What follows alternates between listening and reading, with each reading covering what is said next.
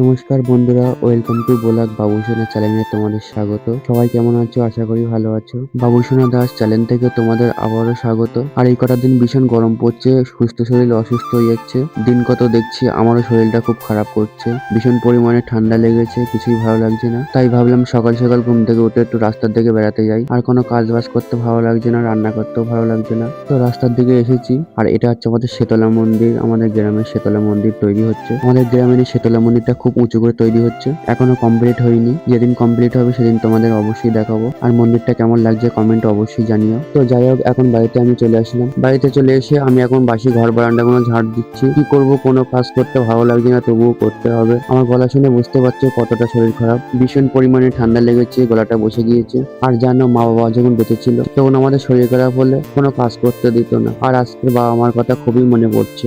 তারা যদি বেঁচে থাকতো তাহলে আমাকে কোনো কাজ করতে দিত না। আবার এমনকি ভালো মন্দ রান্না করে খাওয়াতো। ঠান্ডা লেগেছে, শরীরটা চলছেই না, মনে হচ্ছে জোর করে কাজ করছি। তো আর কি করার, কাজ করতেই হবে। রান্না না করলে খাবো কি? আর কেই বা রান্না করে দেবে আমাদের? নিজেদের রান্না নিজেরাই করে খেতে হবে। তো যাই হোক, থালা মেজে এখন ঘরে আসলাম। আর আমি আজকে সয়াবিন রান্না করবো, সয়াবিন ভিজিয়ে দিয়েছি। আর ভাতটা বসিয়েছিলাম, ভাতটা হয়ে গিয়েছে। আর আজকে রান্না করেছি, ডাল করেছি আর সয়াবিনের তরকারি করেছি। তো এটা দিয়ে খাওয়া দাওয়া করছি। আর কেমন হয়েছে কমেন্টে আমাকে অবশ্যই জানিও। তো আজকের মতন টাটা বন্ধুরা, সবাই ভালো থেকো।